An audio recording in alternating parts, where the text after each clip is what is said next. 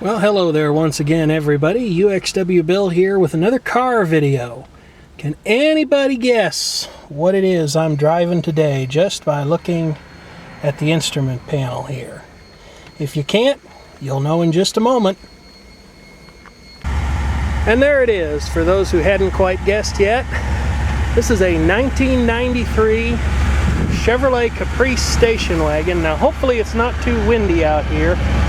I kind of got away from the matting crowd there because I wanted to be able to talk about this car without having a whole bunch of people around and things like that. It doesn't look too bad. I was kind of entertaining thoughts of buying it, but I think this is going to put me off of it. That rust is kind of nasty, and I don't like the way the spare tire is showing through the body panel there. Also seems like this car has an exhaust leak. And I think it's got potential, but not at the price that's being asked for it. They want basically $3 grand for it, and I just think that's a little too high considering the kind of rust that it's got going on. Most everything on the car does work, and the interior's in pretty good shape. I love that big speaker grill down there in the door. Here's a look inside the back of the car. You can see the carpet's pretty clean, the doors are pretty clean. Not being disrespectful to the flag there, that was hanging on the driver's side window and they told me to take it down, so please don't worry about that. And then I'll look in the back side and uh-oh, there's a car coming. Guess I'm gonna have to move. And here's a closer look at the engine. Has a 5.7 liter V8 in it. Not sure exactly which GM 350 that is. I can't imagine that's the LT1. Doesn't look like it anyway. The air conditioner has been converted to use 134A refrigerant. Got a notice there. And somebody put a new battery in the car. I am impressed. The liftomats on the hood are actually still good. I suppose that's a trade name for those hydraulic cylinders.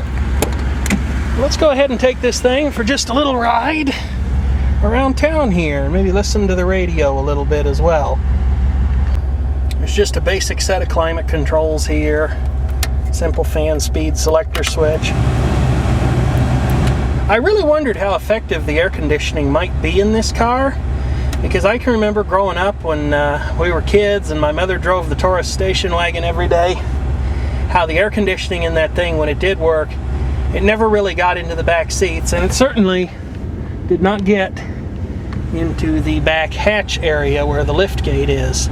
So a person always wanted to ride in the front seat of that car, but this thing seems to be air conditioning down quite nicely.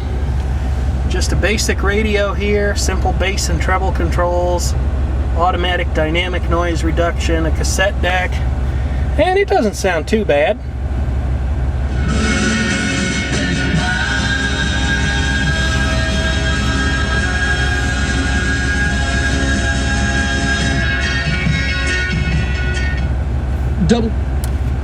Anyway, there's a control for the rear wipe and wash. I haven't actually tried to open the lift gate yet. Let's go ahead and have a look if I can get over there with my seatbelt on, which is kind of debatable. There is a book in there. I'll have to get that a little later, I guess. Built by people who care. There is one very nice feature that this car has. Whenever you open a door, the clock in the radio lights up, which is a very nice touch. I will say one thing that I don't miss about old cars. In the summer sunlight here in Illinois, those metal trim pieces become wickedly, devilishly hot to the touch. It's just not good at all. I really burned myself pretty good when I was fastening my own seatbelt in this car. Let's go ahead and drop this thing into gear, which is a little inconvenient to do left-handed. It does have a nice rumble to it with that exhaust leak going on. This thing seems a little floatier than the 84 that I drove, but it's certainly got plenty of grunt if you get on the pedal. See, I don't know this area real well, so probably ought to turn off before I hit a dead-end road. brakes don't seem too strong on this car. Wonder how well the horn works. Let's try that out. Well, there we go. One of the horn pads works. Just take this thing for a little more of a ride here, waiting for a Ford truck to go by.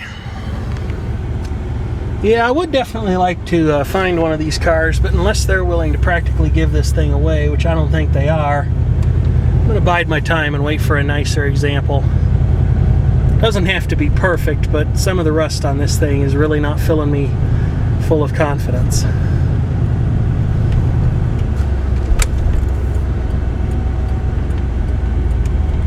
It's also worth noting that the fan does not work on the normal air conditioning setting. I suspect there's probably a burned contact there. Would you listen to that V8 rumble?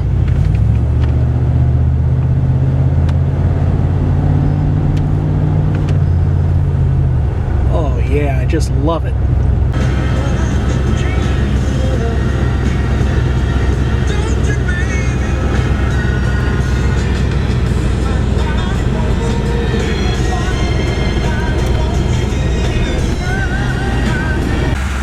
Alright, this seems like a far better place to be. At least I got out of that wretched wind.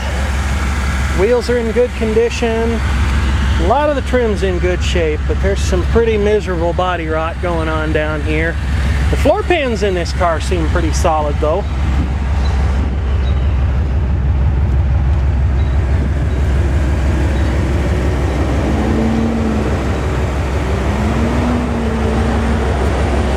I love the way they put these speakers in the rear of the car.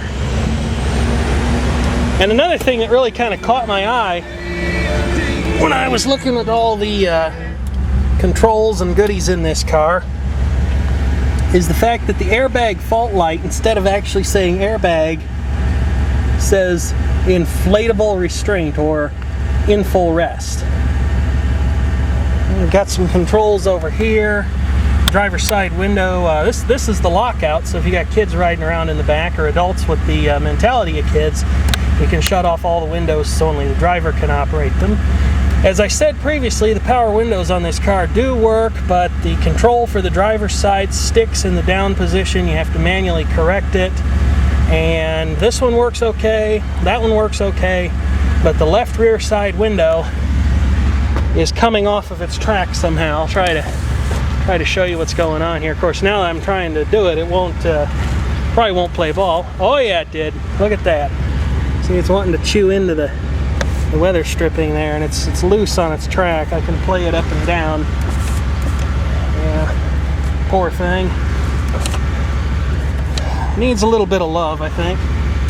I can get it to go up, but I've got to sit and play with it. And then it should go the rest of the way up without help, and it did. Alright, well, probably time to take this thing back. They may wonder where I went with it. So rather than taking a 10-day test drive, I'm going to go ahead and bring the old car back to them. I might make them an offer on it, but I don't think this is the one I'm looking for. It just has a little too much rust in the back end to keep me happy.